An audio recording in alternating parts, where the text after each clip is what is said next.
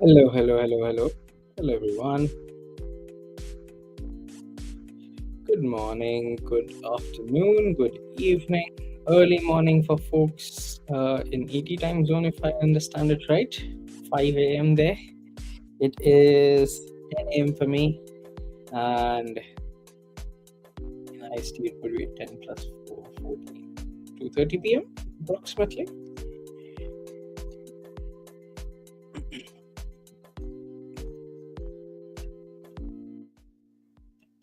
Let me just do a quick setup, and also 11 a.m. for me in Western Europe. Ah, nice. It's good to know that I have folks who are joining from different regions. Isn't it always fun? So, how's everyone doing? How has beginner week been so far for everyone? 9 a.m. in Ghana. Oh, nice. So, not much of a difference from where I am. I think I'm in Central now, in a way, for the three things that I've heard. And that's cool. That's cool. That's cool. How's everyone doing? Also, give me 1 second.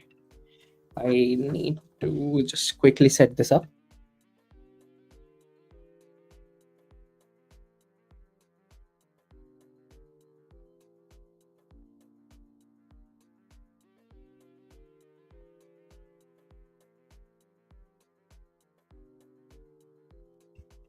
Okay, back.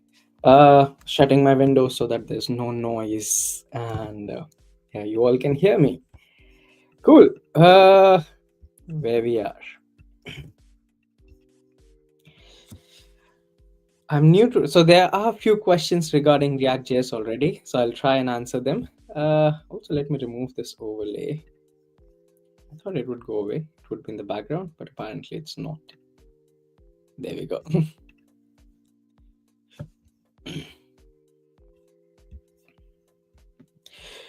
Cool. Questions are that that we don't know React, and can we still join? Yes, you can, because I'm not going to do React right away. I'm going to first focus on JavaScript. So we are going to build a project in JavaScript, and then we can transfer that knowledge in a way over to React. Okay. So I have 4 sessions for this, and there is a lag. Can you check on your end? I mean, for me, the Wi-Fi shows fine, so I'm not too sure.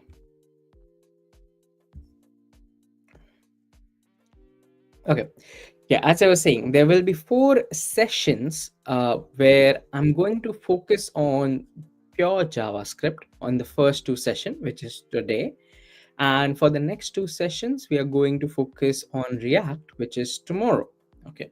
So tomorrow we'll have 2 sessions. Today we'll have 2 sessions. Yeah, sorry, 2 sessions today, 2 sessions tomorrow.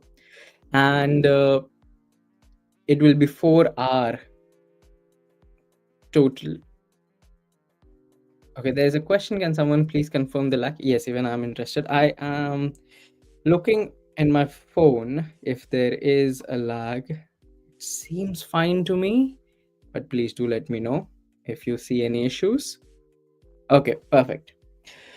Yeah, so as I was saying, so 4-hour session today, 4-hour session tomorrow, and it will be one after the other. So this is the first session, and right after this we'll have second session, but I'll give you like a 10-15 minute break in between.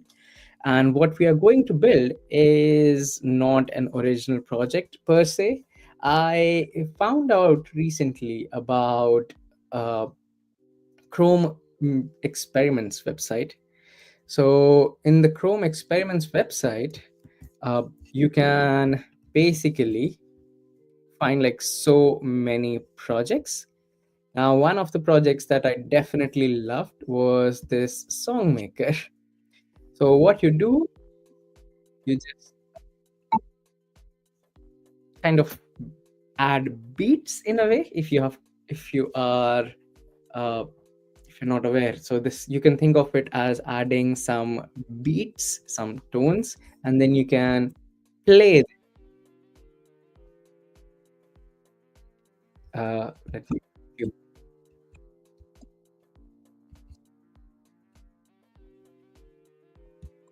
yeah, and then you can play them. So yeah, this thing, which you can say a synthesizer, okay, which goes over all the beats and plays them. And the tempo is basically how slow or fast should it go. So if I have a very less tempo, so it is too slow. But if I have a higher tempo,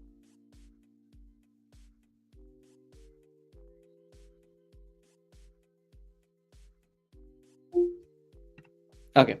So this is a project that I found recently. I didn't know about this website. It's pretty cool. Like, yes, I am sure. I have a lot and lot of projects here.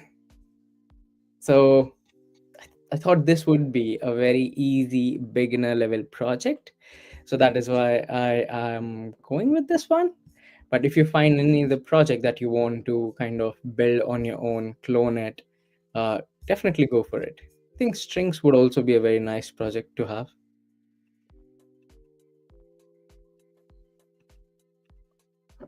because it's just a frequency. Okay, frequency and waves and frequency, that's all it is. Okay, cool. So yeah, that is a quick overview of what we are going to build. We are going to build it, as I said, one in HTML, CSS, JavaScript. So we'll keep it minimal, we'll keep it simplistic. We will not have all the features because I want to finish it all in 4 hour session, so 2 sessions today, and then tomorrow, depending on how today goes, we'll focus solely on React. I do want to finish everything today, so let's get into it. But before we get into it, one quick request: please register for the session. So if you have not already registered, the check-in link has been like in the banner. I don't know. Can you click on that? No, right?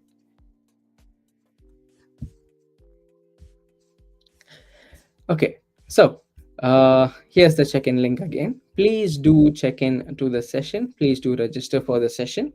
Helps you, helps me, helps MLH. Okay.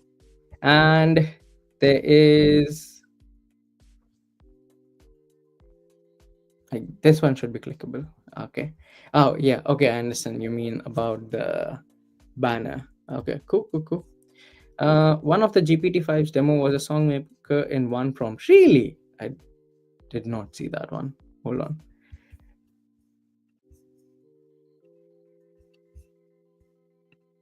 Nice.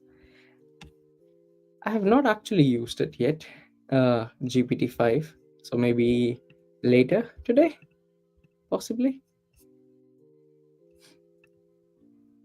Not right now. Okay. Now, all the code that I'm going to do, there was, I think, another question. Are we going to, are we supposed to do it later or do it live?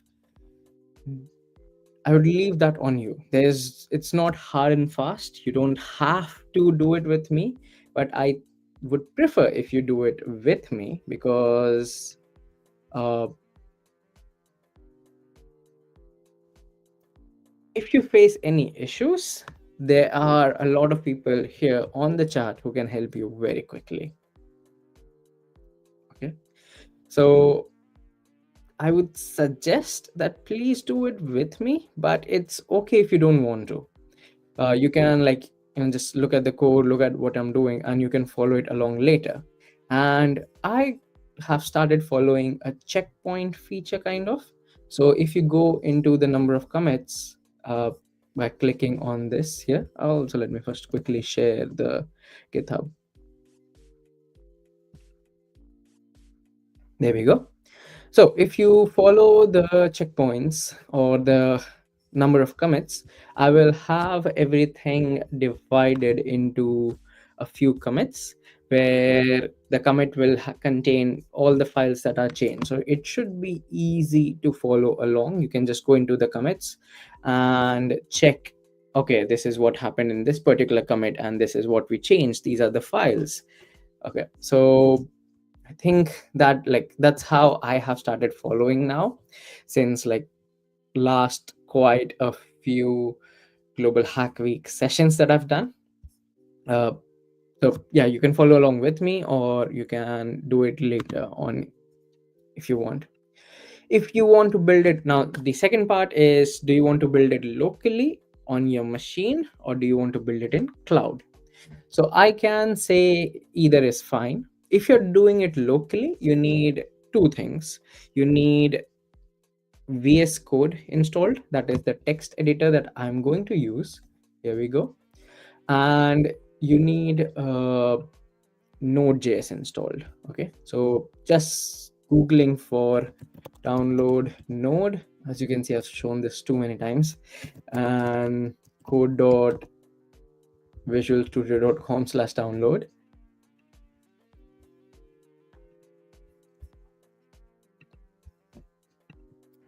Yeah.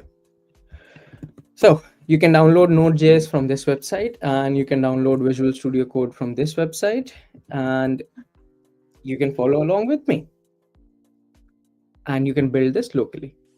But if you don't want to install everything locally for the time being, then you may have heard of code spaces. So code spaces is basically your workspace in cloud, but I would say it's Visual Studio in cloud, which means that you don't have to install everything. You will have certain things already installed. Okay. Uh, so Node.js will always already be available, and whatever changes you make on Visual code spaces for this project, so that you can kind of push over to your GitHub directly. So you'll have a very Visual Studio code like experience on code spaces, and yeah, you can basically follow along there. I'm opening it, and it's doing a remote connection, and it will get my repository. So there we go. It got two files already from that project, and it's ready and available. Good. So if I make a code change here, so let's quickly make a code change here. The first thing I want to do is song maker JS. Okay. And in this folder that I have created, oh, you can have a bunch of extensions installed as stuff as needed. I'm not going to install everything because I'm going to do it locally. I'm just showing you how you can do it on on code spaces. And I say index.html. So there's one file created, and I'm going to type exclamation mark,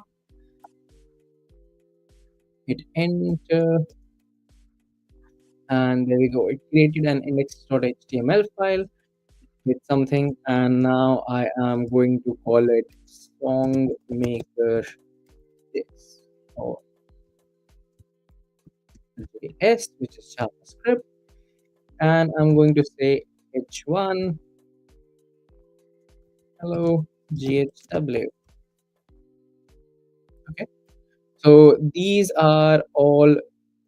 Is this zoom enough or a bit more? Is this okay?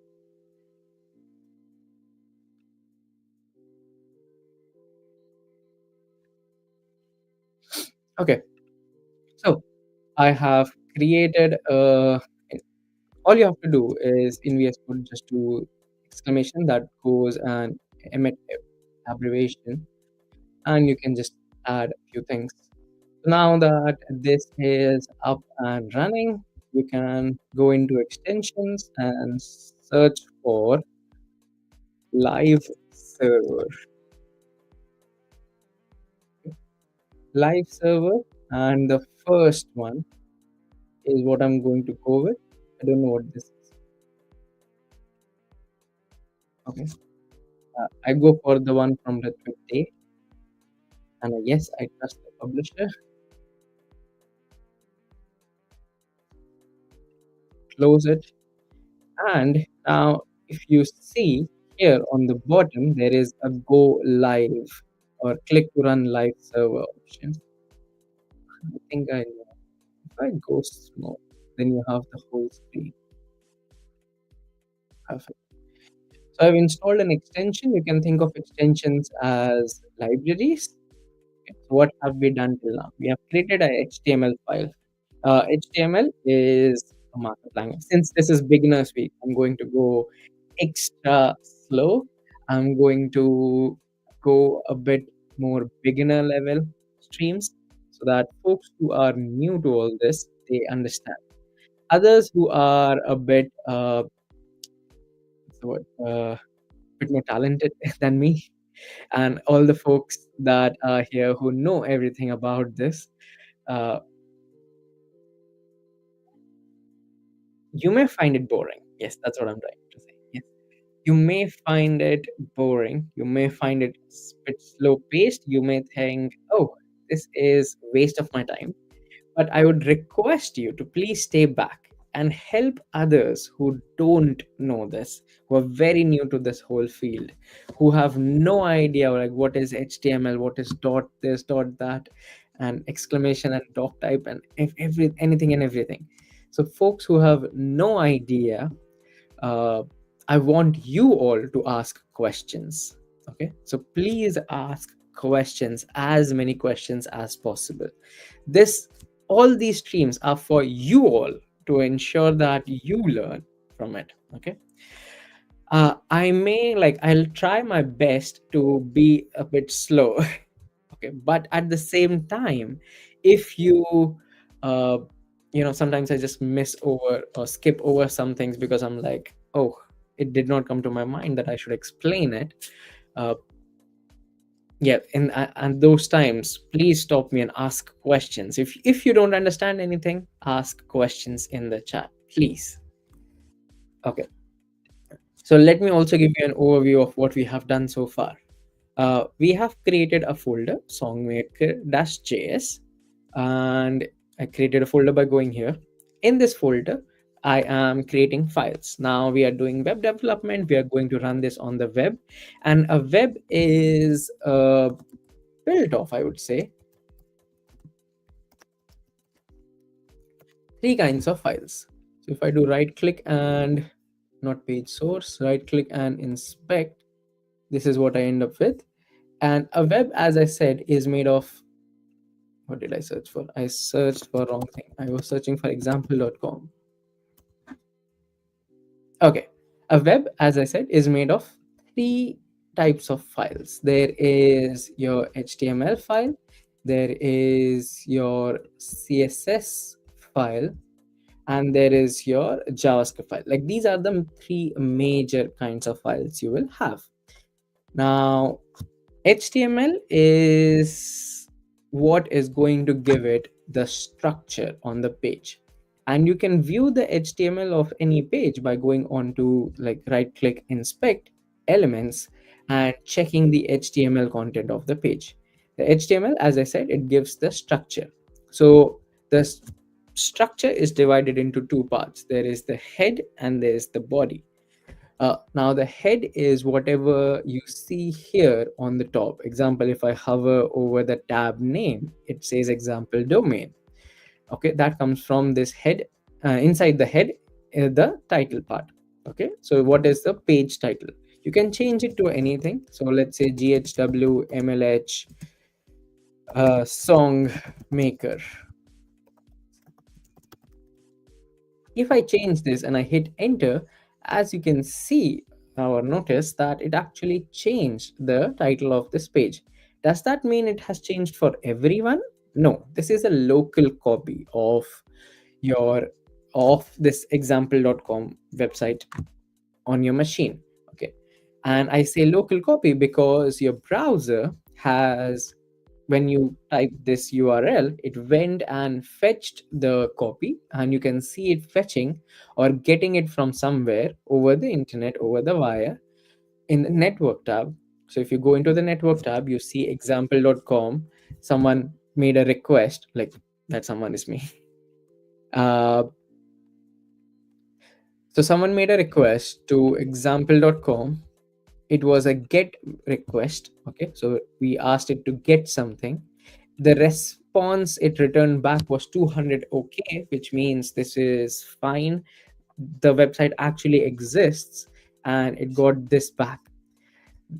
You can see the request headers where you can see, okay, this is the domain we want to get, we want to download. Okay, this is the, go to this URL and download whatever content you get. We use get method. The path is slash, which does not really make sense right now, but we'll get to it.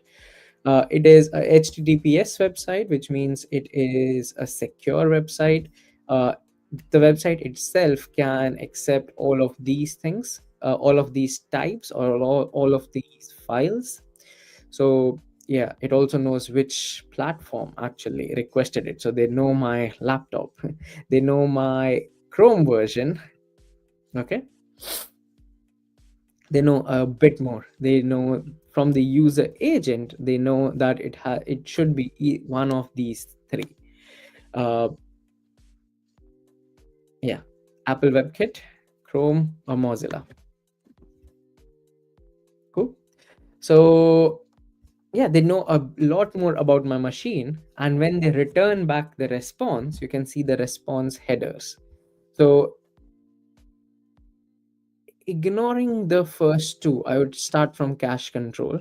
So this says that the max age is 2048. Uh, my question for you all is, try to find out, is 2048 the number of seconds, the number of minutes, the number of days, the number of hours? What? It is a gzipped type of content, which means that it came as a kind of a zip file. Okay, let's say it when the computer that was hosting this or had this code, they sent it as a zip file, and then it was the browser that kind of unzipped it. The content length is 648 bytes, I think, uh, kilobytes. um, I think it's 648 bytes or characters. Interesting. I don't really know what the content length would mean here. Uh, okay, so there's a answer. It's seconds. So 2048 is number of seconds.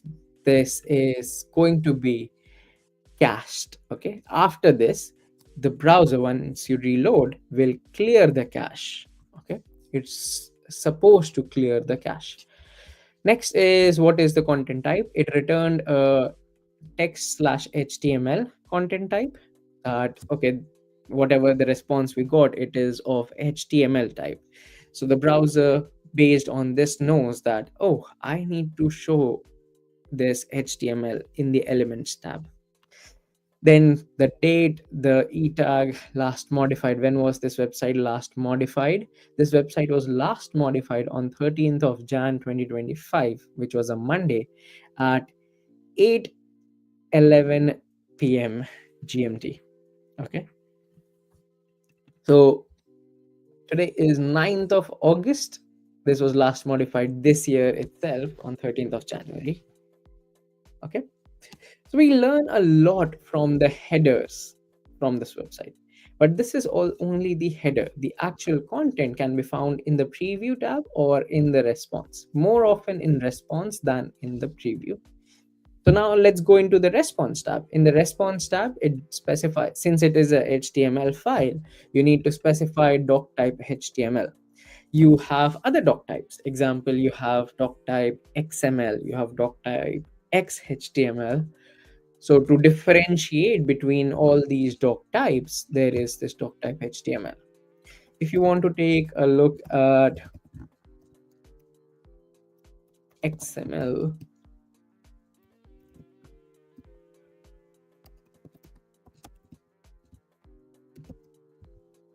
yeah, so this is how a doc type XML would look like. Okay,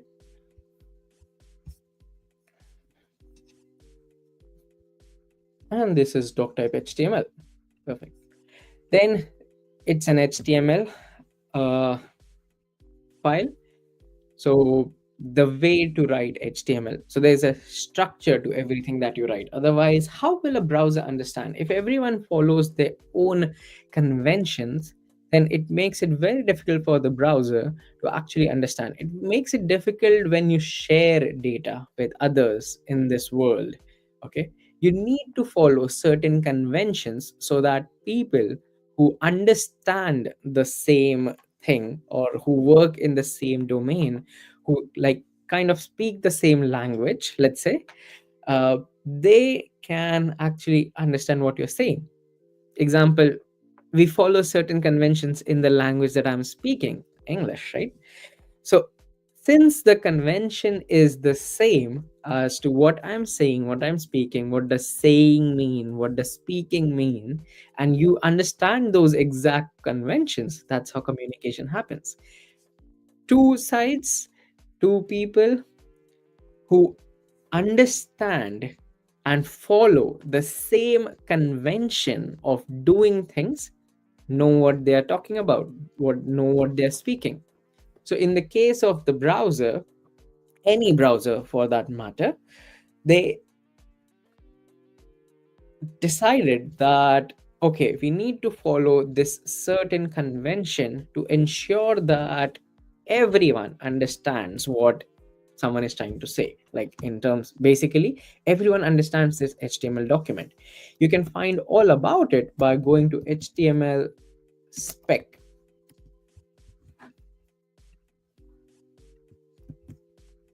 There we go. So all the HTML that we see uh, is basically talking about what you need to uh, follow. Okay, how you need to show some data on the web, what are the different elements. So there's grouping, content, text level semantics, and when you encounter these characters, when you encounter these things, or when someone creates a document which contains some of these keywords, you are obligated, but you're obligated, I say obligated, but you're more, I would say you're more requested to follow the same convention, so that you know I build a HTML document with some things, and I open it in Chrome, and then I open it in Firefox, and then I open it in Safari. uh, all three, when they understand the same convention, they can display me the same web page. Now I say that, and that is why I also said it's a request, because not every web browser follows it properly. As in, like, I say properly, but more like every web browser has their own implementation of this. Okay, so that is why sometimes you see some websites, some browsers supporting certain new things or certain old things. Some browsers don't support it. Example, uh, Internet Explorer, it used to be considered as one of the slowest, because and if you're building a website, you had to give special consideration to Internet Explorer because it was not following the standard conventions that was set. Okay, so you had to basically go and check, oh, I need to do XYZ for Chrome and Firefox, but I need to do ABC for Internet Explorer. So Here's the convention. You can read all about it. It is a huge document. Okay. You can go into the elements tab, and as you can see, there we go. All about HTML written in HTML. Isn't that poetic? All about HTML written in HTML. So yeah, you can read all about it. Cool. Coming back. So again, as I said, we need to follow certain conventions. Now, one of the conventions in HTML is that you define first, like for the browser to know and understand quickly that this is the HTML document, you do doc type HTML. Then you start and close the tag, the HTML tag.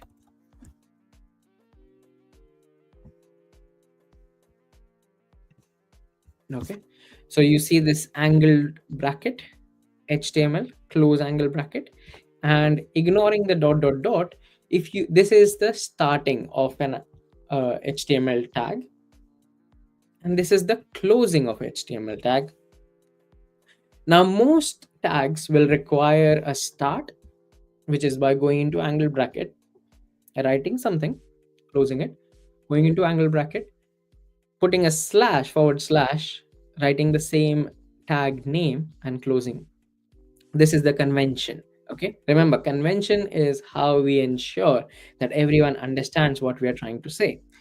So this is your outer layer, or the parent. You can think of this as the parent, and in between these three dots are all the children. You have two main children in a HTML document. You have the head and you have the body. Okay, so again, head is a tag which is going to be opened here, and then it is closed like this here. Body is opened here, closed like this here. Now in the head you can define certain things, don't want to get into it right now. In the body you can define certain things, again don't want to get into it right now. But this is a basic HTML document. Now, when the browser fetched this document and it read the document, it tried to map it to what it will look like on the page. So there's a word called as it paints the browser. Okay. So it renders the browser on the browser or paints the browser. And painting is nothing but taking these elements, taking this text that is written, and then transferring it on the page, but with certain, I would say, nuances. Okay. Uh, let me.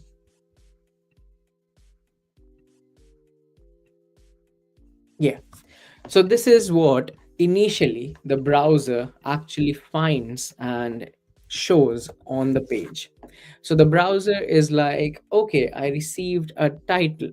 So it takes the title and it puts it up on top on the tab name.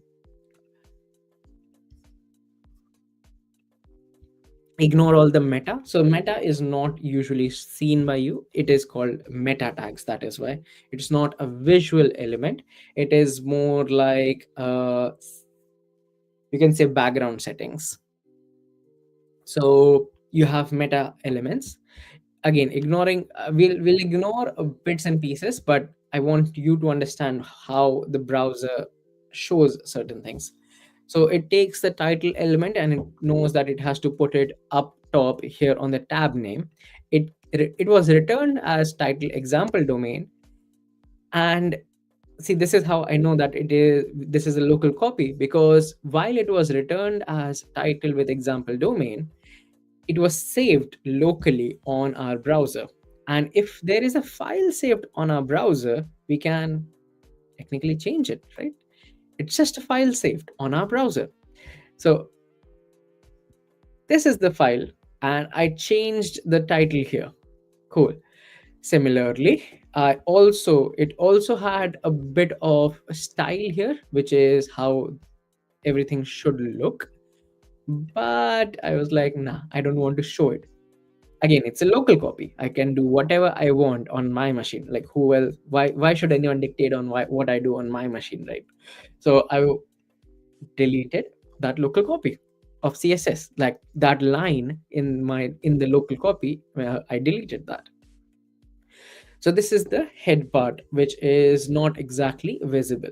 Now let's come to the body part.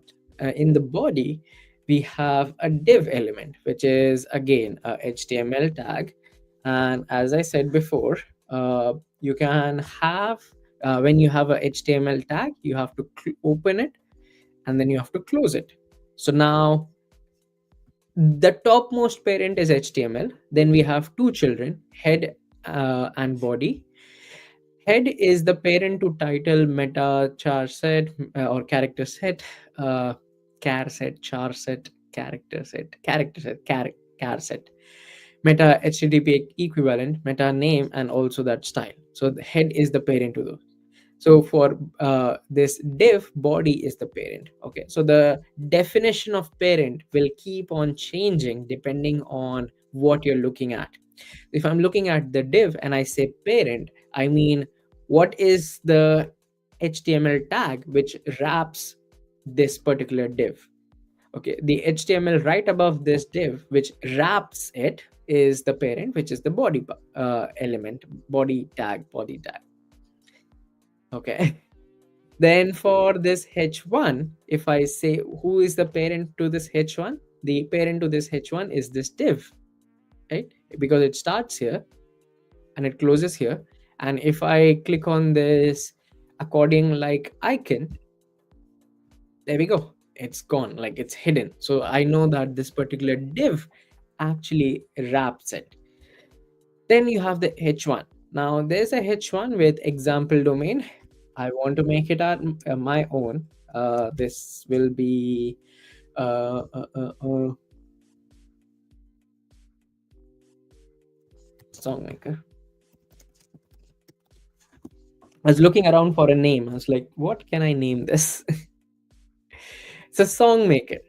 Local copy, changed it. Songmaker. Perfect. So there we go. This is now called Songmaker, and that is the H1. Now, as you may notice, there are no styles on this website. Okay. So if there are no defined styles, then the browser applies its default style. Okay, so this again comes from the HTML standard, and I think there is something there.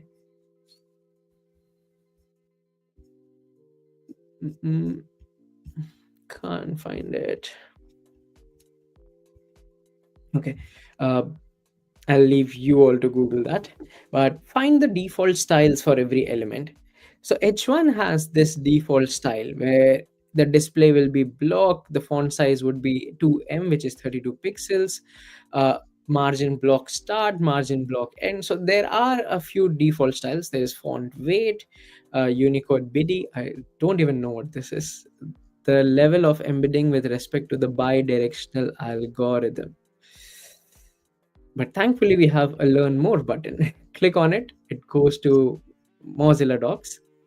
It is a CSS property.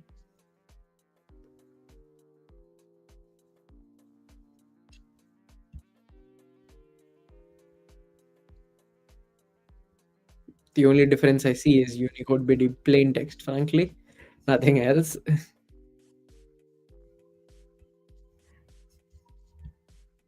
Okay, perfect. So, unique, something new I learned today, thanks to you all. Cool. So if there are no styles defined, then the browser applies default style for every HTML element. Now you may notice there are no styles much, like as in like not style for let's say a div element. Okay. But H1 has some text styles. What about p tag? P tag also has some text styles. Uh, and there we go. So in a p tag is a paragraph tag, and there's some text written, let's say there's some text written and we are seeing this on the website. There's another p tag. Okay, perfect. That also has a style. And there's a tag, href, which also has another style. These are all the default styles that are applied. So when you write CSS, which is styling, which is a way of styling a website, when you write CSS, you're technically overriding all these default styles, right? So that is what you're focusing on when you write CSS. Like, there's a default style. I don't like it. Let me override it. Uh, and if you see, this has a very different styling where it says there is a color WebKit link. Ignore that color. That does not sound like a color name. But cursor should change to pointer. So now this is my cursor, which is currently this arrow. If I go over text, it automatically changes to this selection I. If I go over to this text, again changes to selection I. But if I go over to this one, it changes into a hand, which is like going to go in a pointing way. Okay, point something. So there we go. Point on it, click on it, and here it is. More information. And the text decoration underlined. So there will be an underline under this text. And actually there was. Yes, there is. Not there was, there is. And the color changed because now I have visited this website. If I visited this website, now the color of the link has changed. Cool. So this is all about HTML. I know I spent a bit too much time on this, but I hope this makes more sense, because now you can technically go on any website and now you can learn, okay, when was this website, for example, last modified. Like, not every website will explore that, or sorry, not explore, expose that. Not every website will expose it, but still you can find out about it. You can see what your browser has requested to this domain and what the domain has sent back as a response. And when we clicked on that link, when we clicked on that button, as you can see from example.com, we clicked on that link and it went to example, which is this particular URL, iana.org/domain/example. But it did not return me 200. It returned me 301, moved permanently. Now, you could call this anything. You could call it GHW. And that status code is like 1000 GHW status code. And that is a fine status code. But remember, conventions make it easier for everyone. So the convention here is to follow certain status codes, so that anyone who looks at the website actually understands it very quickly.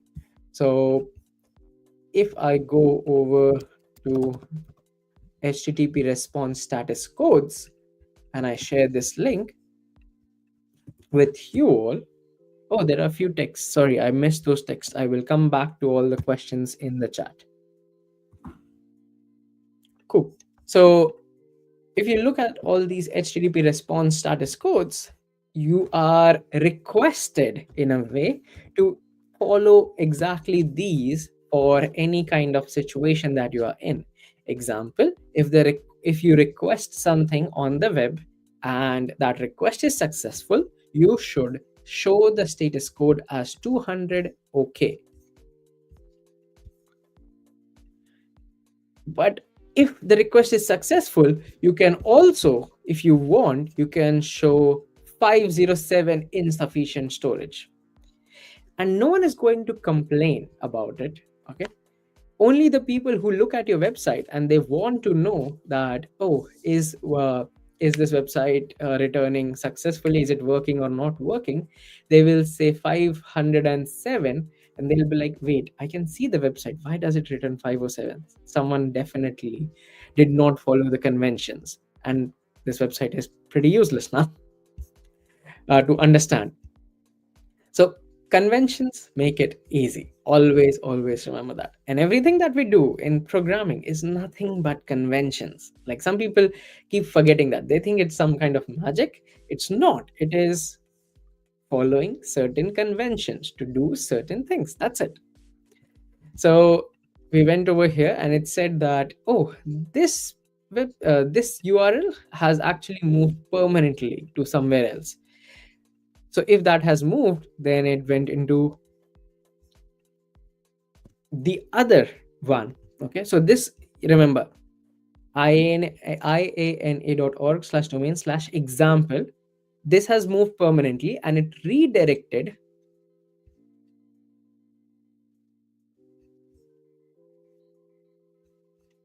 yes, so it redirected somewhere. It redirected the user or the requester somewhere. How do I know it redirected? Because if you see, this is my request header, this is what I requested, ignore that. But if I go into the response headers, it says go to this one. Okay, go to /help/example-domains. So now I go to the next one, and that is actually the requested URL. I did not click on any other button. It redirected me to go to this particular URL, which also has moved permanently. Interesting.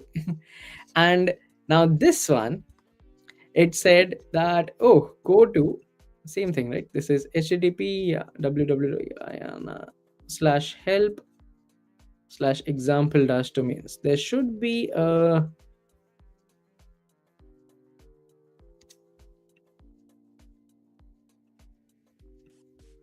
oh, that was a browser direct, because the URL, if you notice, only has one difference. HTTPS, it's more secure. So it upgraded insecure request to a secure request, and now it's not redirecting me anywhere. So this is the final stop in this world of redirections. So now 301 moved permanently, redirected me, or internally, okay, told the browser, actually, you know what, go to this particular address. That address was like, yes, this is correct, but this is insecure. Go to the secure site. And there we go, secure site. We got that secure site and we were able to actually see that secure site. And when we visited this IANA, it downloaded a bunch of other things. It downloaded a CSS file as well,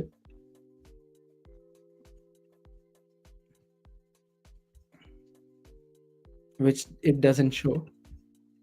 Ideally, it should, I feel. There we go.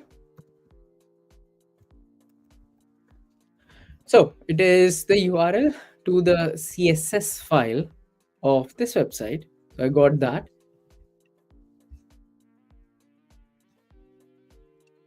What did they do? They did not explain what type of file it is. No, they did. Text/CSS. So it should have shown.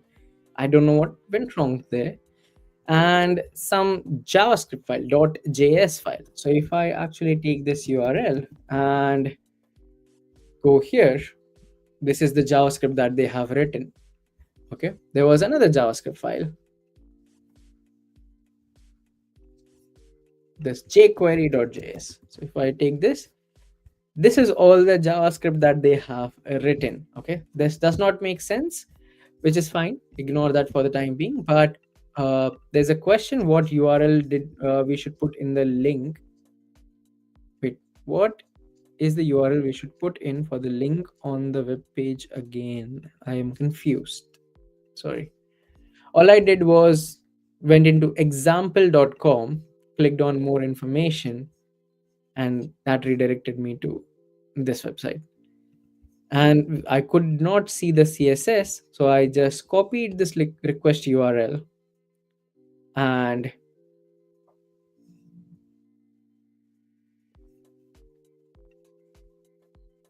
yeah, okay.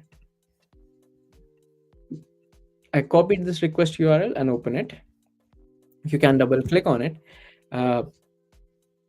I don't know. I think I like manually doing stuff, but thanks.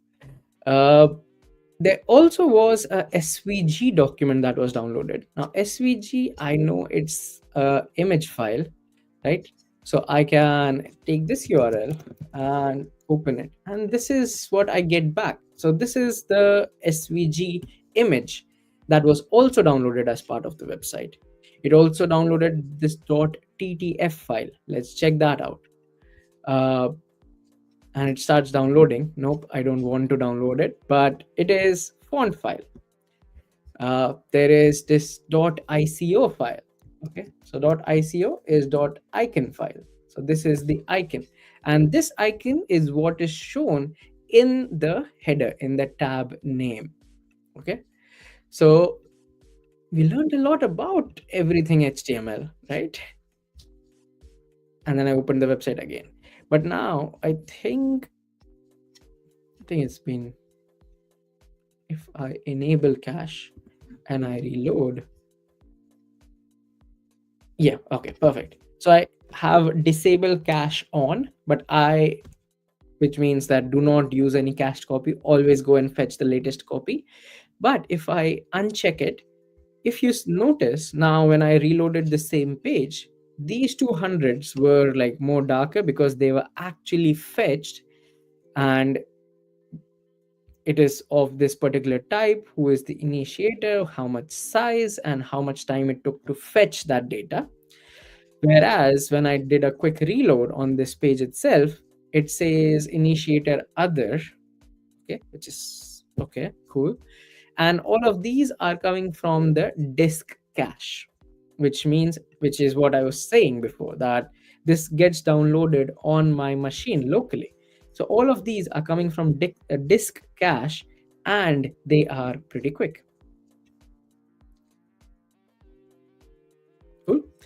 So if you have caching enabled, then it, and when you tell the browser that, oh, please go to this domain, if browser is like, oh, actually I have it downloaded on your machine already, let me show it to you quickly, you will see this disk cache.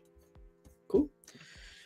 Okay, so that's enough about HTML. We actually started by going to this index HTML, and then we kind of sidetracked, but we think we still learned a lot. So now whatever I write will make much more sense with respect to, okay, this is what's happening. Oh, this is just a HTML tag. Oh, parent, child. Uh, you can find the list of HTML tags.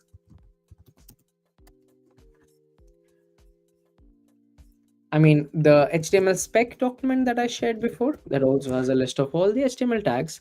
But if you like it uh, nicely formatted, I have shared another link where it talks about the tag and when to use it. Okay, so this is what I have done so far, and now I'm going to, this is the GitHub repository where you can see the code. Unfortunately, you can't see something that I have not pushed, so let me go and push it. So I'm going to do stage this change. I clicked on a plus icon which was here, which means now this change is staged, and now I can write a message saying blah blah blah. But I want to amend the previous commit, so I'm going to do git status to check if it was saved. Yes, and now git commit dash dash amend. No, actually, ignore everything that I'm saying. Stage the changes, and this is session 1. What did we do? Create index HTML. And I'm now going to commit, which means that I am sure that this should go to the main.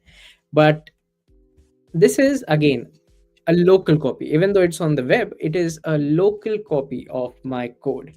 It is still not pushed to GitHub, okay, which is a remote repository. So let me sync the change. and I say, okay, yes, please sync the change, ensure that whatever we have done is pushed over to this remote repository. And it did. There we go. And if I now go over to all the commits, you can see this was the initial commit, which did not have much. I only created like 2 files. Yeah, and this is what we did in session 1. Cool. And all we had to do was, if you had to do on code spaces, you can simply go into this branch or tree like icon, click on it, and when you make any change, it will show up here that, hey, this is changed. Then you click on plus here, which is to stage the change. The equivalent command is git add. Okay, so we are adding this file, and then we are going to write a message explaining what we did. Okay, the idea is you have to explain, you should explain properly what you're doing in this change, so that again, conventions, others can understand what you're trying to say, what you're trying to do. Because if your communication is poor, then no one would be able to understand what happened here, and it will be all fruitless. So you write a proper commit message. My commit message was session 1, create index.html. Now, all the folks who are in this session, they know what is a session 1 and they know what I'm talking about. But anyone who actually joins or like looks at this repository later, they'll be like, what is this session 1? What are we talking about? And that is when they will go to the readme of this project. They'll be like, okay, let me see if they have provided any description of what is this session 1, what does this whole project do. And right now it doesn't say anything, but it will, eventually it will. And that is where it will say, oh yeah, this is what this project is about, and this is what session 1 means or session 2 means, checkpoints and everything. So give them details. And then you can do some commit message and then click on the word commit. You can do a commit, you can do a commit amend, and you can do a commit and push, commit and sync, commit and create pull requests. A lot of options are available.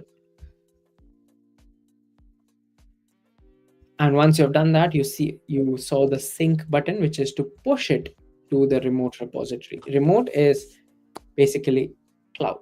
Okay. And now you can actually find it here if you go to this github.com. Okay. I was just looking at the messages. Okay, a few messages that I have to answer. Number 1 is here. Are you a freelancer or no? I'm not a freelancer. English very well. Thank you so much. Any other questions? Mr. Workshop will watch it later before second one, but my second one is right after this. You will have just 10 minutes of break in between, unfortunately. So you won't be able to watch it before the second one, but you can watch it after the second one. Okay. So let me drink some water. My throat is pretty dry.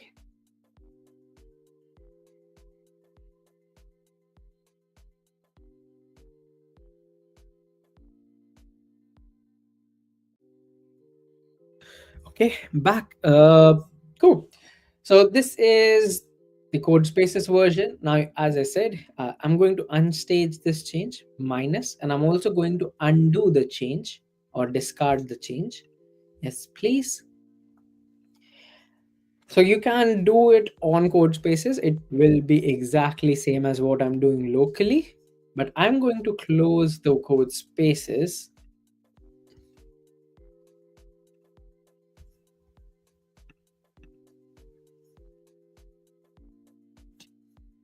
And I'm going to stop this code space.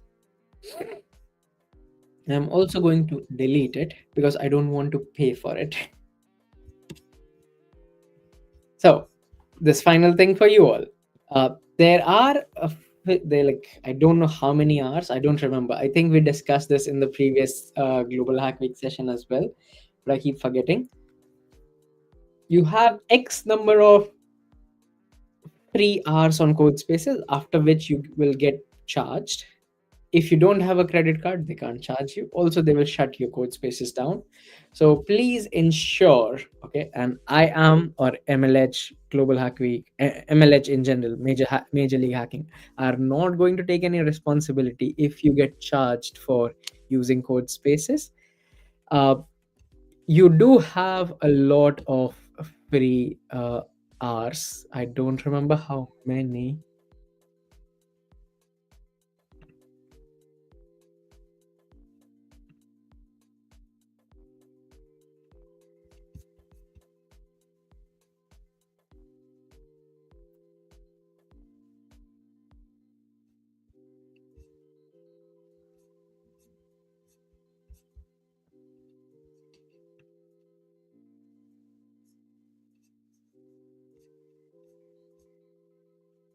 Okay, GitHub free for personal accounts, 15 GB storage per month, 120 core hours.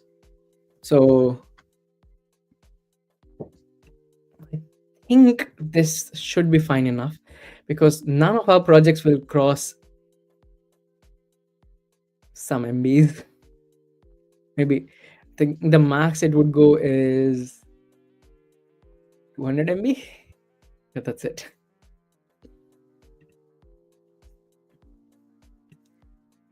Yeah, so 15 GB per month and 120 core hour usage per month.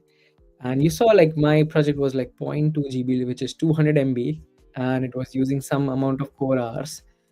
But you'll not reach where it that like they are giving you a very decent size of storage and core hours, how many hours you can use it technically, if you have to talk about it in that manner.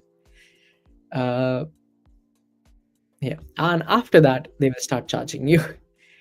But just ensure that you shut your code spaces down when you're done using it. Okay, don't be like me, who's on a separate tab talking about different things before code spaces. It's like, I think I should shut down. Okay, so use code spaces when you really want to use it. Always shut it down. I would say delete it, because you can always start back a new code space, right? So I would suggest delete it, and then when you need it, you can always go into code spaces and create a code space. You can see all your code spaces in one place, which is nice, by going into manage code space. There's nothing for me. No, this is on this project. I don't know. It will show you basically. Cool. Now I have a local copy of this project as well. So I'm going to build locally, because build local, if you get the joke. I'm going to do a git pull to pull from the remote repository. I have already set it up. So I pulled it from remote repository. If you're confused about all these pull, push, amend, commit, whatever, uh, there are a ton of really nice streams from coaches in Major League Hacking. So for Global Hack Week, we have streams like Get Good with Git, or Get Good with Git. Uh, it was run by Cecilia actually on Friday, from 2 p.m. to 3 p.m. ET. And you can find the recording of it by going to the Major League Hacking YouTube channel.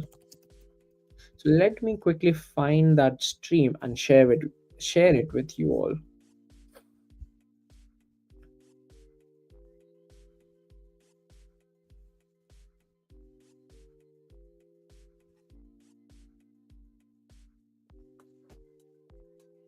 Oh, I don't think the stream actually happened this time, but then there are a lot of them, so that's okay. If I just quickly even search for it, Git good with Git, there we go. I found one from season 1. Copy video URL. Oh yeah, it was cancelled. Yep. There we go. This is from previous Global Hack Week season, the season launch one. And again, we have these streams near every, I would say, every Global Hack Week. So you can learn all about Git and what it is and what are these words that I keep throwing, like pull, push, remote, blah, blah, blah, by going there. But if I have to give you a quick overview, remote is basically somewhere on the internet this code lives. Okay. And that is remote. In our case, this code lives on GitHub. Git is a tool to manage your code. Okay. And I say manage because you may want to keep multiple copies, or you may want to go into certain directions and like with your code. So you have your trunk. Okay, imagine a tree. So there's a trunk. A trunk is your main or the base code, and every branch that comes out of that trunk, okay, is you trying to diverge, okay, from the main trunk. So it's like, oh, I want to experiment with something. I want to change the CSS. Okay, I want to change the styling of this website a bit. So from the main trunk of your code, you diverge, create a branch, and you do some changes. If you're happy with those changes, you can say, let's merge it back to the main trunk. Okay, so let's take that branch and give it back, because now this is my new main. This is what is important to me. This is what I like. So you basically go back. And that is, Git allows you to do that locally. But if you want to not have everything stored locally, you want it on the cloud, on the internet, so that you can share it with someone, that is where GitHub comes in. So they are completely different projects. They don't have any correlations other than GitHub allows you to use Git to push code to GitHub. Cool. And pulling is basically getting that code back. As simple as that. And when I pulled the code, as you can see, it said you made a change in the songmaker.js folder in the index.html file and you added 11 lines. Did I add 11 lines? Yes, I did. Wow. It actually is able to count. It knows how to count. So it did 11 insertions, 11 line insertions, and it created this file and folder. Good. So this is what this means. Nobody actually reads it properly, uh, but if you do read it, it's not very difficult. It's just reading this thing. And all these remote things, this is talking about getting the data. Okay, so it gets all the data. It sees, is there a delta, is there a change between what I had and versus what was there? No, there is no delta. This is completely new file. It got the code and it would download it as whatever. I think it gets downloaded as bytes, buffered bytes, something like that. Yeah, total is 559 bytes of data that has come back from this website. It is on the main branch or the main trunk, and these are the changes that happened. Perfect. Okay, so this is all that is about Git in short. You can get into details, you can get into nuances, you can understand it in a bit more detail if you watch the YouTube video. Another question, I should clone my fork repo or your original repo? Okay, so now for folks who did not understand what Hello Pal Zero is talking about, uh, forking. Okay, forking is basically creating a copy of this project but on your GitHub account. Okay, uh, this, why would you do that? So that you can make changes to your copy and you don't and you can go or basically go wild with it. Okay, so fork this repository so that you have your copy on your GitHub account. Once you've forked it, then you can clone or download, okay, by going into local HTTPS, clicking on this, going into the project and doing git clone.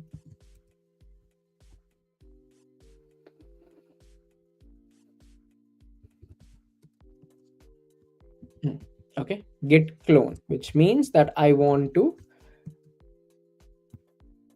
download this, but this you should do on your forked version, not my original repo. Do it on your forked version, because then you will be able to push to your GitHub user. Okay, you won't be able to push to my GitHub user anyways.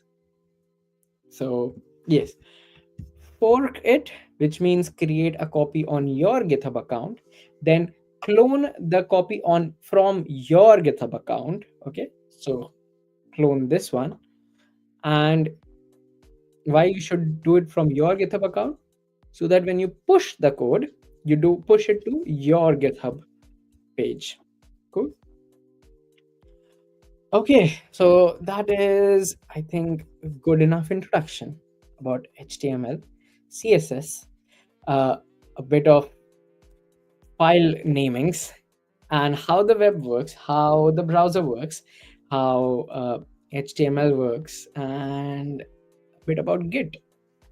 Now, before we move ahead, any questions, anyone?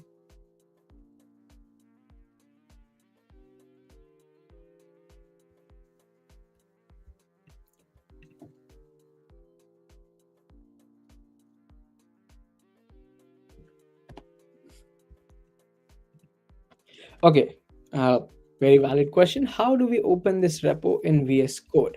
So if you downloaded VS Code, then you can go into File, Open Folder, and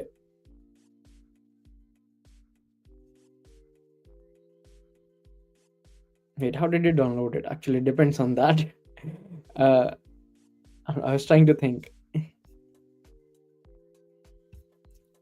So if you cloned it, so to clone it, what you would do is uh, like use VS Code for everything. So once you have downloaded VS Code, you can go into VS Code, go into terminal, create a new terminal. Now, if you are on Mac, you would get Bash, unless you have set up ZSH. If you are on Windows, you will have PowerShell or CMD. Uh, oh, another third thing that you may need is Git. Okay, Git installed on your system. You don't really need to. I think you can do Git.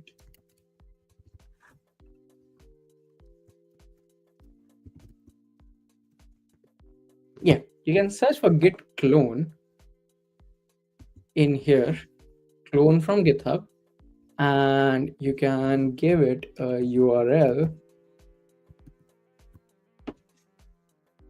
Yeah, you can do this.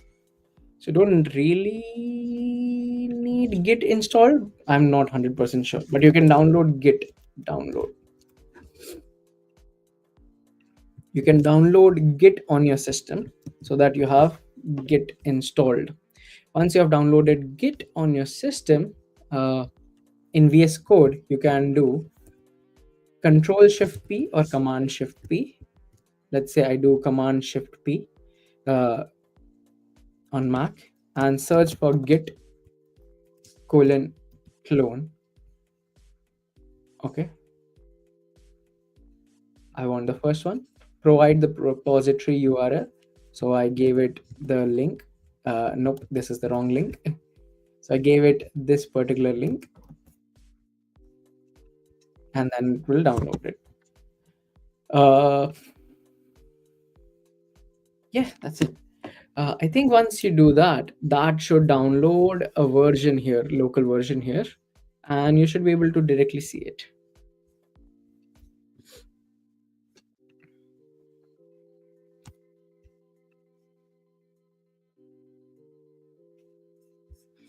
There's a question slash a notice that how much did I miss? I just joined. I joined just now. You didn't miss much, and you can always watch it back on YouTube, so that's fine. Okay, so now that I have downloaded it, I have certain things set up on my local VS Code. One is a document formatter. So I use Prettier to format my documents. It is a code formatter, and as you can understand from the name, it makes my code look pretty. So I have that set up, and again, it's following certain conventions on how many spaces there should be, how many lines, uh, yeah, how big or small the lines should be before they wrap and stuff like that. So it follows again certain conventions, and as soon as I did like format document, you can see that these things changed. I can actually go into this changes, and I can see that for meta char set, it actually added a extra slash. Okay, so now this is called as a self closing. We don't have a start meta, end meta. This is a self closing tag. So you start with angle, and then you give attributes, and then you close it. Okay, body is not a self closing. It starts, you have some children inside, and then you have to close it. And it also added an extra space uh, below it. So these are a few things that Prettier is like, I know what to do. I need to prettify this document by following certain conventions, and these are the conventions that it followed. So now that it has followed these conventions, it's a pain for me. So I'm going to push this again. I'm going to do git add all. So let me show you the commands. Git add dot means add all the files to the staged. Okay, previously they were in the changes. When I do a git add dot or git add dash dash all, then it will move it from changes to staged changes. At this point, I can write a commit message and commit. Let me do it here, git commit. But I want to amend my previous commit. I did not make any changes other than some spacing. So I don't want to really create a separate commit for it. So I'm going to amend my previous commit, which was session one create index HTML. And I don't really want to make a change in this. So escape and colon WQ to close this. And now I will do git. As you can see, now I have a branching out from my original. Okay, not branching out, sorry. This is my first code, which was local and in on GitHub. Then this was the code that was when we added those 11 lines, okay, on code spaces. So that is in pink or purple, pink, purple, something there. And now I have another local where it still says 11 insertions because I amended the previous commit. So there is a branch out. Okay, there is going to be a conflict. So if I try to push this code, which let me try. So if I try to push this code to GitHub, it will say it is rejected. Why? Because you're trying to make a commit on the same commit ID. You're amending a previous commit. GitHub has something else. So every commit has a commit ID. So GitHub has this commit ID, and I have created another commit ID with the same changes. So if I hover over this one, 06F0E42, this is what even GitHub has. Okay, so they're like, yeah, local, this is the commit, remote, this is the commit. Then I went ahead, I'm like, nope, ignore that previous commit, let me create a new commit with the same changes. And this happens when you amend a previous commit. So now it's like there's a mismatch, I don't know what to do. So I have to tell it that git push, but with force dash dash force, that forcefully push this. Okay, and tell GitHub to ignore everything that was there before. So now if I reload, I will only have two commits, but this ID would have changed. There we go.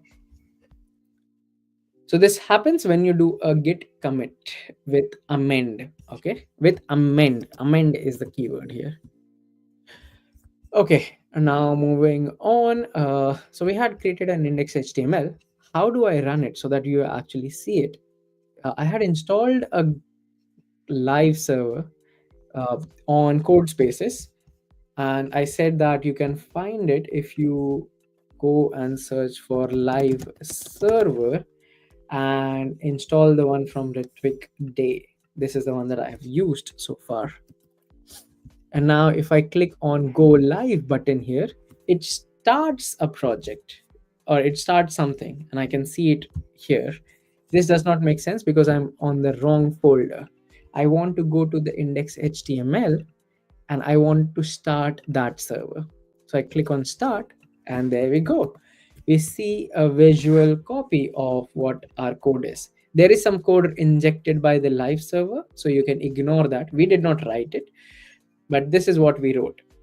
HTML, the head, the body, and that's it. Okay, now moving to the project. So in the project, I want to do a bunch of things. So let's start with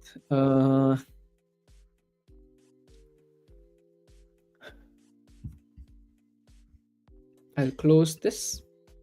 I'll also go away from the screen so that you can solely focus on the screen.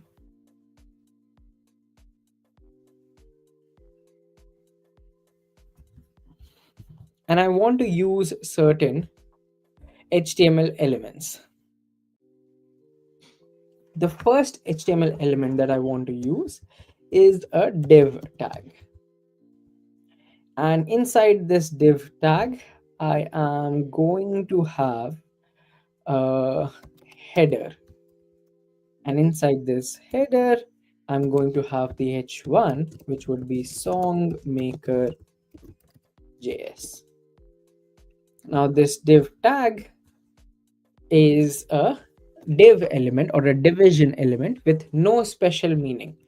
And the reason why it is called no special meaning, because if I go back to the web and if I click on this h1, there is a special meaning. It has a separate style. It has a meaning of this is the heading. Okay, this is the heading and this is the most important heading on this web page because it is a h1. Okay, and it is part of the header, which means that this is going to be or this is supposed to be or it is supposed to represent the top title of the project. Okay, so everything inside this will represent the title and the important parts or the navigation or part of this website. Okay, again, all of these are conventions, so you can read about all when you just hover over it and there is a link to open the MDN reference. Header element, it represents the introductory content, typically a group of introductory or navigational aids. It may contain some heading elements but also a logo, a search form, an author name, and other elements. So this is what a header should ideally contain. Maybe a logo. Okay, so this represents that this is the most important or the introduction. Okay, this is the start of the web page. So you should use semantic elements. Always use semantic elements so that anyone who goes through your website understands what you're talking about. So since we are talking about semantic and we know that div has no special meaning at all, I think we should change this to use a main tag.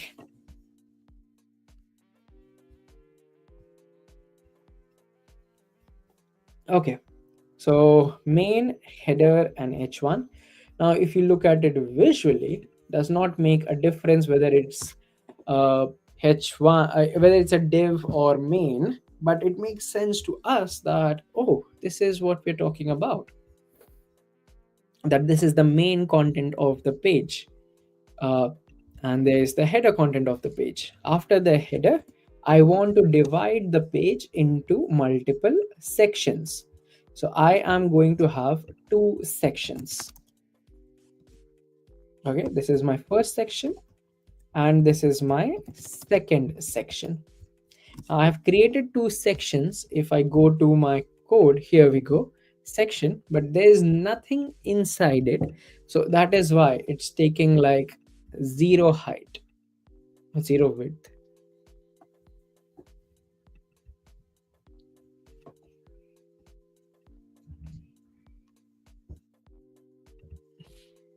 Okay, there's nothing, so it does not show anything inside it. Now, inside the section itself, though, let's talk about the first section. So, inside the first section, I want to have a button.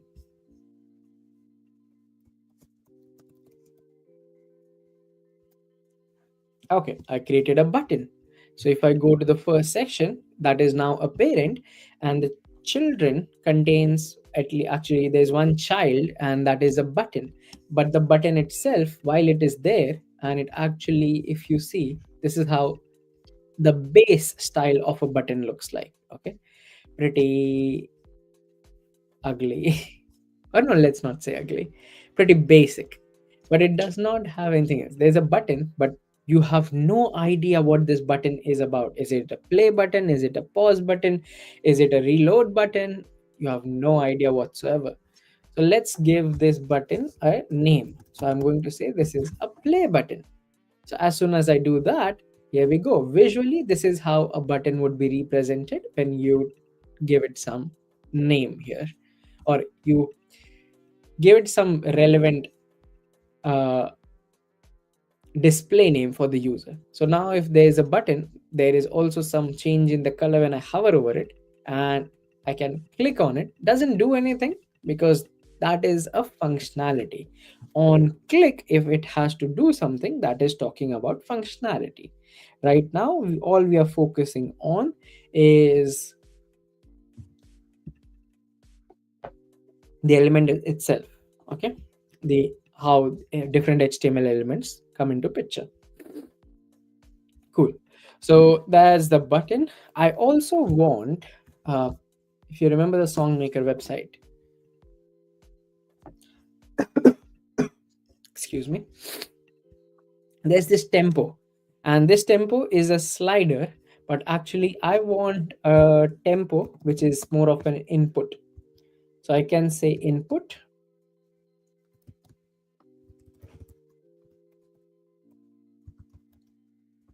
and I can close input. See, VS Code is telling, like it tried to tell me there is no closing, but let's see. And I say my input here. Now if I go over to my this one, there's an input, and my input is outside of it. Okay, it's on the right hand side of it. And if I see here, it says there is some error as well. A form field element should have an ID or name attribute. And this whole thing is wrapped weird. My button, oh, my input is at the wrong place. That's why. That's why it's wrapped weird. Sorry. I thought, why is it wrapped weird? Okay. Input. There's input here, and then there's text. You don't see a closing input. Even though I have a closing input, it's not present here, which means, oops, what did I do? Which means that input is a self-closing element. It does not need a closing tag. But as you can see, there's no error which says, oh, you used a closing tag for input, let me throw an error. Nope. It tried its best to show what it could. So it said like, okay, there is a button, I've showed the button, and there is a play, I've showed it.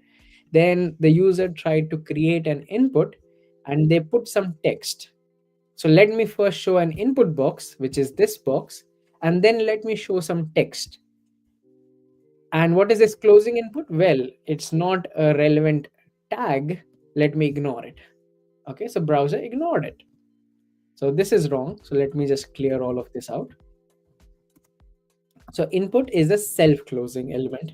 So as now it is self-closing, it's still giving an error. It's saying it needs to have an ARIA label here. On the browser, it says it needs to have an ID or name. Let's give all of it. Let's give it everything. So I'm going to say ID equals to, this is the tempo. Okay, tempo is nothing but how many beats per minute. Okay, so if you do 40 beats per minute, that means you're very slow. You're like dung dung dung. If you go 240 beats per minute, you're very fast. You're like da da da da da da da. And yeah, so that's about it. That's about tempo. And I format document, and Prettier is not happy. It says there is something wrong.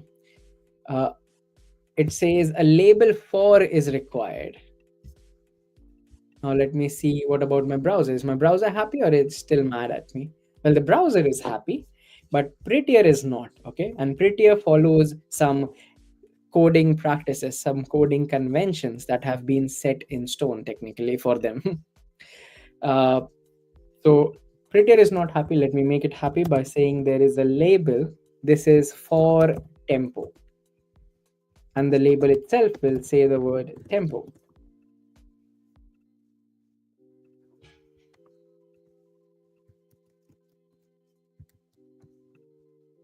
Prettier is still not happy. What did I do?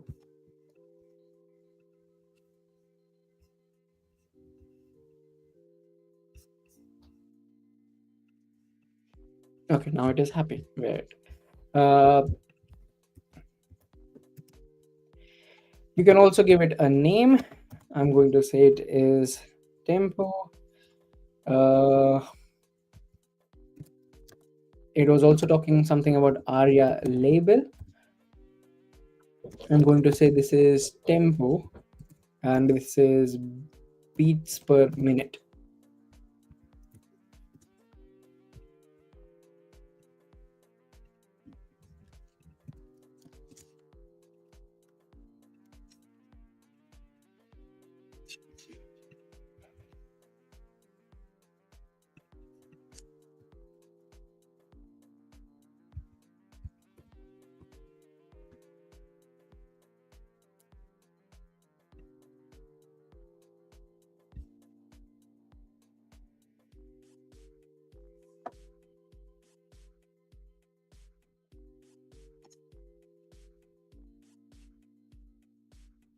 Oh, I realize why it's not happy.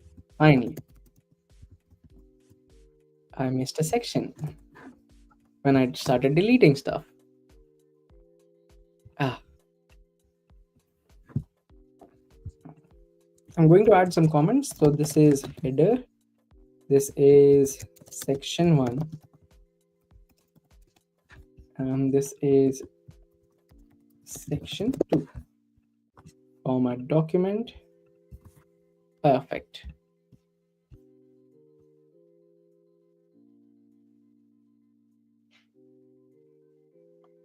Okay, so there is the play button, there is the label that we did, the word tempo, and there is the input itself. Uh,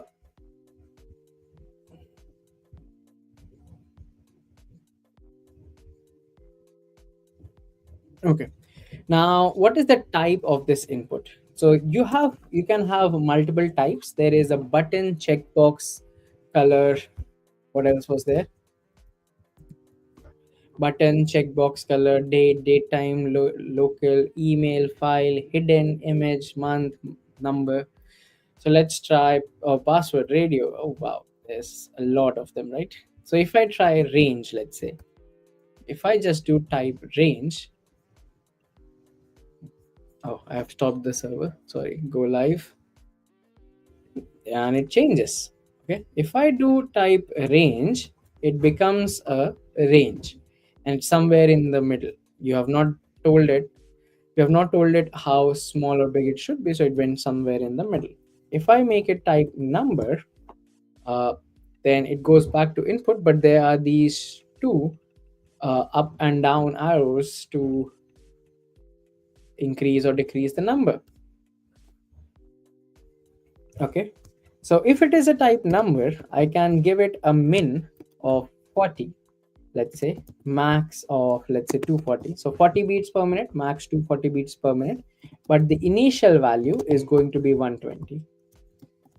If I do all of that and I do format document, this is what I end up with. Everything nicely aligned, everything readable. And now if I go to the browser, here we go, 120. And ideally it should not allow me to go over 240. So 239. And if I go up arrow, after that I cannot click the up arrow anymore. And if I go 41, and if I go down, it should not allow me to go more down. But if I type 22, it still allows me to do it. Okay, if I do up arrow, it jumps to 40 though. So there is some sort of validation around this. There is some sort of restriction, but it is not enough. It is not much. That is what you need to understand. And that is where JavaScript comes into picture. And it's like, okay, let me help you with that. Uh, so I have one section with a button, with a label, with an input. I need a divider. Okay, I need a divider here. So I'm going to just add a span tag, and I'm going to add a line here which will do a division. I should also add this span tag after the button with a line. So a span element is an inline element. It doesn't mean anything on its own, but if you use it with something else, uh, then it does wonders. So now I've added these lines to kind of visually divide them. Play button, line. Tempo, line. Uh,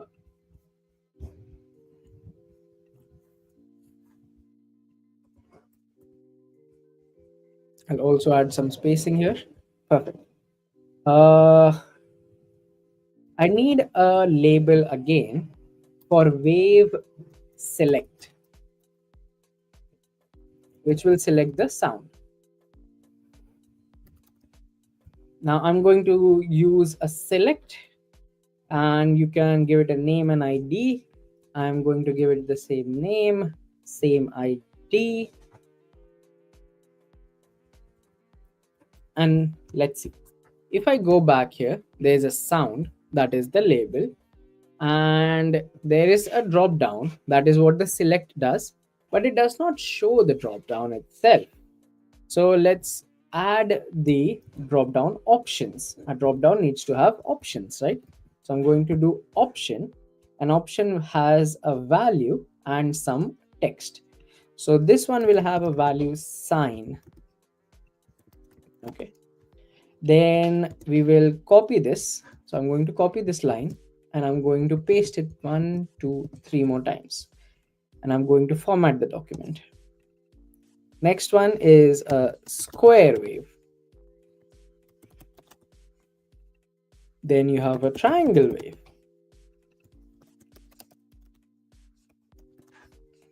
And then you have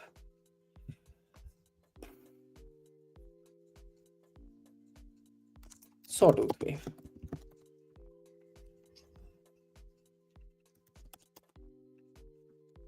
Okay, so now if I go back, I can see these are the words that I wrote, triangle, saw, but the value of them changes as I choose it. So if I go over to the select, there are these slot things. I choose square, I choose triangle, I choose saw, I choose sign, and it remembers, the browser remembers what I have chosen. uh, okay, so why did we do this? Why did we uh, do this drop down and this wave? Because what is uh,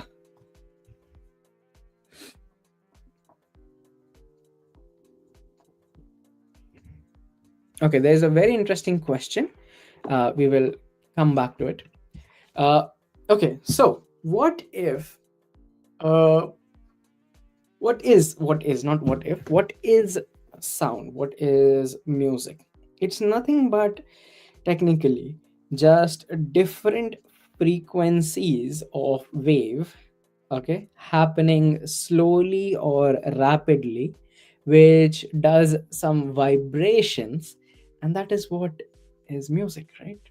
Like that is what sound is.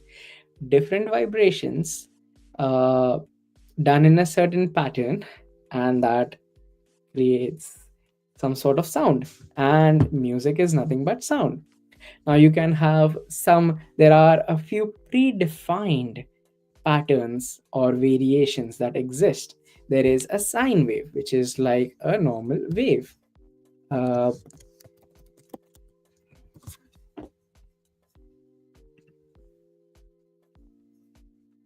This is called as a sine wave, which means it goes from, let's say, zero over up top, then let's say comes back to zero, goes negative, up until the same height as this one, and then go. So this is your normal regular sine wave.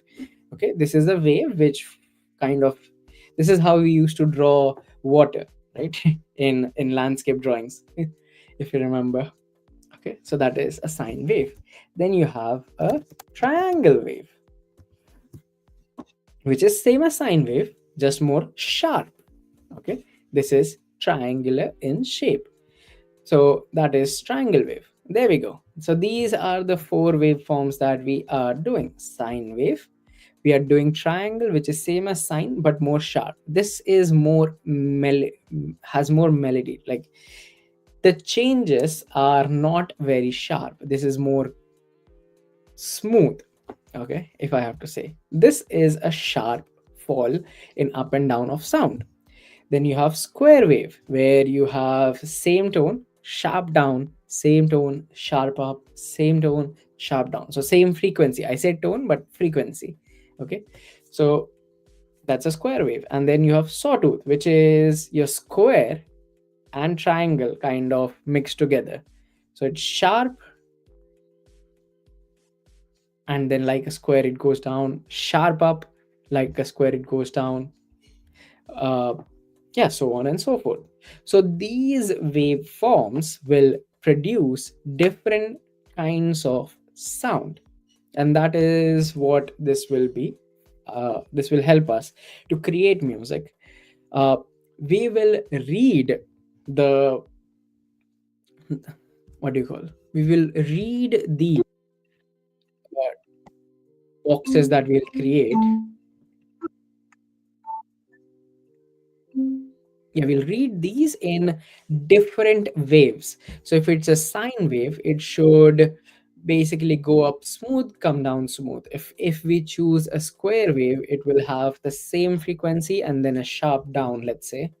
If we go for a triangle wave, it will be sharp up, sharp down. So you will see, notice that difference between a sine, which is more harmonic, versus a triangle, which would be very sharp. So it will be very shrill. That is what I think electronic music is. More shrill.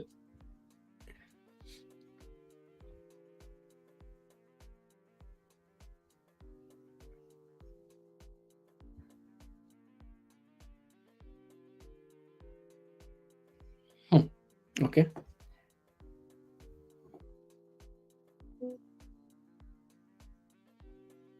Cool. Uh, so that is why all these waveforms, they will read the values that we type in based on how they are supposed to work, and that will give us a different sound. So if I have to explain it again, you can think of it as a tone. Okay, every wave has a tone, whether it's a soft tone or a sharp tone, depends on the type of wave it is. A sine wave would be a pure soft tone. Okay, then we will have a square wave, which would be very electronic. Okay, it would be electronic, uh, because it would be a ting, be like drop, ting, drop.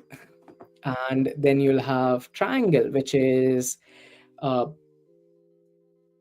like a square, like a sign, like a square, kind of. Okay, why like a square? Because there will be a sharp down. So it will be softer than square, but it will not be very soft like sine. So it will be somewhere in between. And then you have a sawtooth wave, which is a sharp tone. Cool.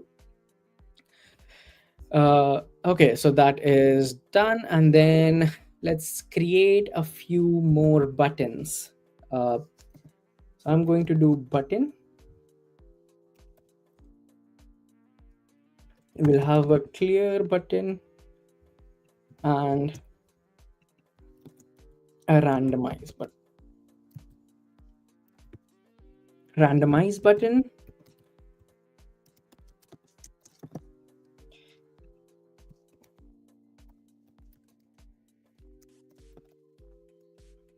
Yeah, that is good enough. Perfect. So two more buttons on our page, clear button and randomize button. They are together. So all these lines represent different sections. First section, second section. Actually, do I need a section between these two? I don't think so. These are together. Okay. Then you have this break, sound, break, and some extra buttons. We can add more buttons later, but for the timing, this is our section 1 done. In section 2, I am going to not have anything. I'm going to uh, this section itself. Okay, let me give it an ID of grid and a role of grid and an area dash label of notes grid. Okay, so I say grid, grid, grid because this is where our boxes would come in. Right now, there is nothing on the page, but if you look at the code itself, there should be something. Not this. In the main, there's the grid. So there's supposed to be grid. Now this grid is not populated right now, which is fine because, well, very simply, we don't have the grid by default. That will come when we use JavaScript. But for the time being, this is all the index HTML. Now we are nearing towards the end of this session. So let me just quickly push this.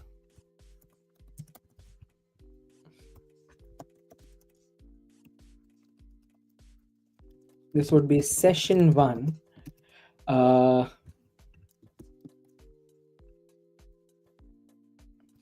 Added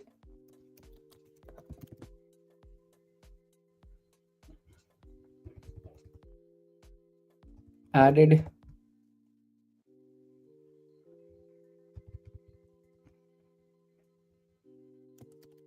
added markup.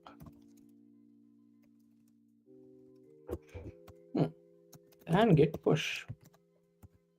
Since I'm not rearranging or rechanging the commit history, I can just do a normal push. And you can find all the code that I have done so far just by going into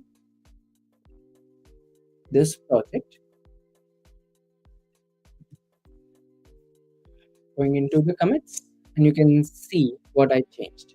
So it also shows that, okay, there were 37 lines added one line removed, which is true. I removed this line and I added 37 lines. Uh, okay. What else? Oh, I had to answer a question, which was a very interesting question. If it has a min max in the HTML code, how is it possible to enter values less than the min or greater than the max on the web page? A very interesting question. How is it possible? Well, it is possible, but it is also not possible. Example, as I showed, if I go over here and I try to put 23, okay, now this value is allowed to type because at the end of the day, every input is a text input. So you're allowed to type any type of input you want. Uh, yeah, text input. But since we have specifically said that this is a number input, it does not allow me to type ABCD in here. Okay, so there is this one sharp, strict validation where it says that, okay, you're not allowed to type any like text in it, you can only type numbers. But then the min and max themselves, they are the limit when you use the interactive element on the page, not when you type. But as soon as you try to interact with it, it checks the value and it goes like, nope, you're not allowed to write 12. You are supposed to start from 40. Okay. So that again happens uh, once you actually interact with the page element. But if you just type it and leave, then it is on the browsers, on the page owner to actually look into whether the value entered is valid or not. And at that point, they are supposed to give you a warning, a notification, or something.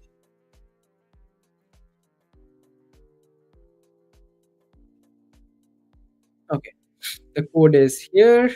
Can you reopen section one again briefly? Well, someone actually shared it. Thank you so much. But you can also find it on GitHub. Okay, the GitHub link. So that should be fine. And this is where we stop. Any questions, anyone? While I quickly find the uh, feedback.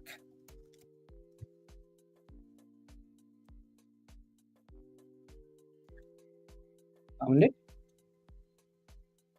So we are at the end of session one, and I'm requesting you for feedback. Uh, so this is to help MLH know how am I doing. This is to help me know how am I doing. And any constructive criticism that you have about this is welcome. Okay. Please don't say that it was slow because it's supposed to be. But I can take that. I can take any constructive feedback, any criticism that you have, any good words would also be very appreciated. It will give me some morale boost. Uh, so you can go into the continue. It should take like less than 5 minutes, frankly. This is music on the web part one. You can give it a star rating. I'm not going to rate myself. Don't worry. Uh, so yeah, I'm not going to give me 1 star or 10. uh, Yeah. So please do provide feedback. It will take 5 minutes. And the next session, which is the part two of this, is right after. But I'm going to give you like 15 minutes of break. After those 15 minutes, let's come back and let's continue with the project. The pace will pick up in the next session so that I can complete it before the time runs out. Cool. So yeah, brace yourselves, please. If there are no further questions, I will now like to end the session. Thank you so much, everyone. I'll see you back in 15 minutes. I'll post an announcement on Discord. I'll also start the stream, but don't join for next 15 minutes because there won't be anyone. Cheers. Thanks, everyone. See you in a bit.